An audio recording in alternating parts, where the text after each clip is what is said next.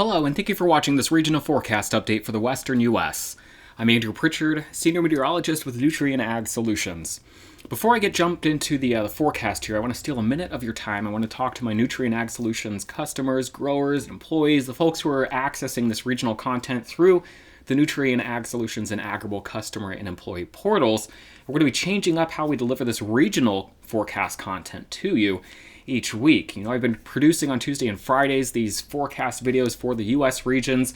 On Monday, Wednesday, Friday, I'm producing regional content for the Canadian Prairie. So Monday through Friday, much of my mental bandwidth is spent producing these 10 to 12 minute videos.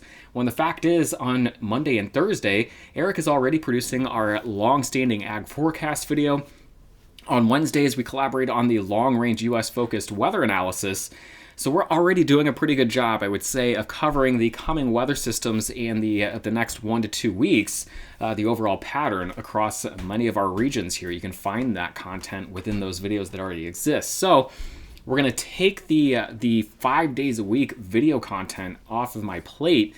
And instead of on Tuesday and Friday producing these videos, having them live on this page, when you click on the Western region or whatever region it is that you're trying to get forecast information for, you're going to bring a page up that at the top will be putting out daily frequent updates on the highest impact weather events across that region. So it'll be more of a nowcast page where if there's an urgent weather update coming or a hazardous weather event across the region, freezing temperatures, the wildfire risks in the summer, talking about, a snowstorm or something like that, whatever you can dream it up, I'm going to be able to put all of my energy into getting as detailed with that high impact, that high threat weather event across each region. So again, instead of waking up and having to spend hours producing weather videos, I can just spend those hours meticulously forecasting and picking apart these high impact events and delivering that information to you throughout the day, instead of being like, hey, I wish I could share this update, this thing that just changed, this is good news across the region, I gotta wait for my Friday video to share that.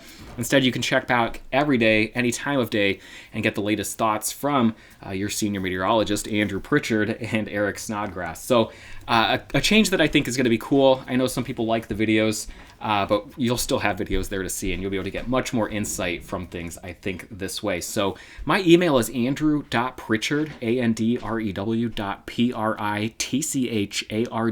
@nutrien.com. Let me know what it is that you want me to be talking about on these Nowcast pages.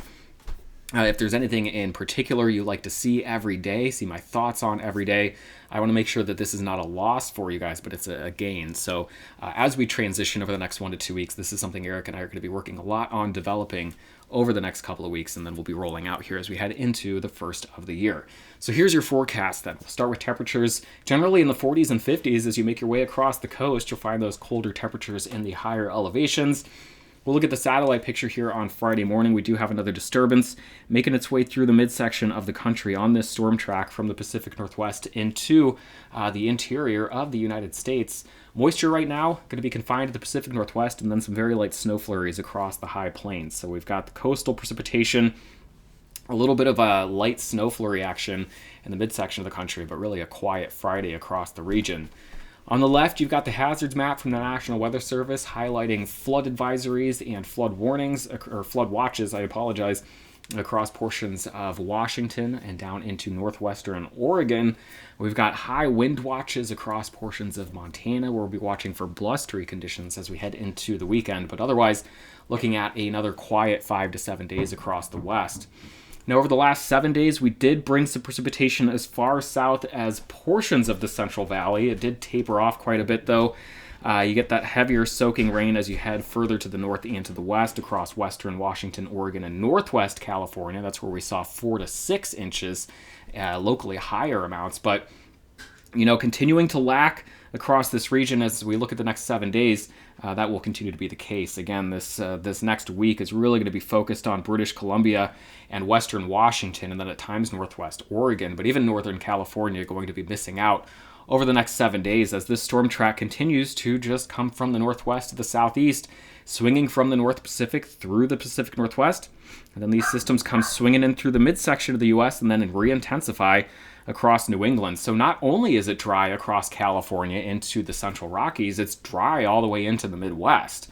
So here's the forecast, the precipitation forecast over the next 7 days. Again, we're going to continue to soak things here Friday into Friday night across Washington and Oregon. We'll get a bit of a lull during the day Saturday, at least lighter precipitation across the region before the next wave comes in Saturday into Sunday, soaking the region as we head into Sunday night and Monday, into likely into Tuesday. This is really going to be a heavy precipitation event across Washington, Oregon, and then on into northern portions of Idaho. We'll get some heavier snowfall there. So really, we'll have that Pacific fire hose on from Saturday night into Sunday and Monday across the region. The high pressure gives things a bit of a lull here as we get into Tuesday and Wednesday.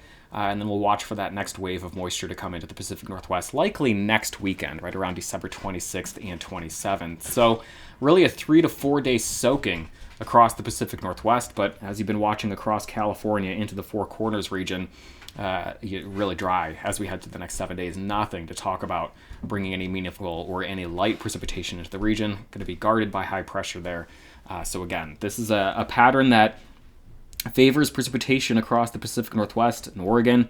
These storms then dive into the midsection of the country, don't do much here across the midsection of the U.S., and then ramp back up and produce some heavier precip over the East Coast. So big dry corridor from California on into the Midwest as we look at total precipitation over the next 7 days on the left, total snowfall on the right.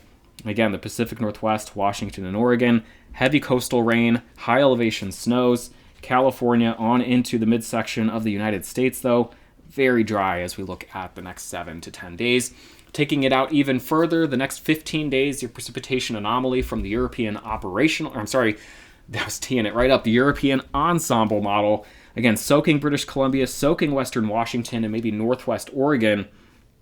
Dry, though, as we talk about southwestern Oregon all the way into the midsection of the country, a much drier pattern. Now, as we look at temperatures, we'll see a little shot of cold air make its way into the Rockies as we get into mid to late next week, courtesy of Northern California, but by and large, northern Canada. It's been a long, long Friday, and this is what I'm talking about here, producing all of this video content. By the end, I am mentally gassed, and I'm ready to be delivering much more useful information to you all. But that's the forecast over the next 7 days. Again, temperatures generally mild across the region, generally dry across the region, unless you live in Washington or Northwest Oregon, because that is the pattern that we have. It is the pattern that refuses to relent across the region. Here are your highs for the day on Friday. We're going to start to bring some more warmth in Saturday into Sunday. That little shot of colder air sneaks in here, though, as we get into Tuesday into Wednesday. Have a great day, a wonderful weekend. Shoot me an email, andrew.pritchard, andrew.pritchard, at nutrien.com. Let me know what it is you will be anxiously awaiting each morning as you check in on your Western Regional Forecast Update.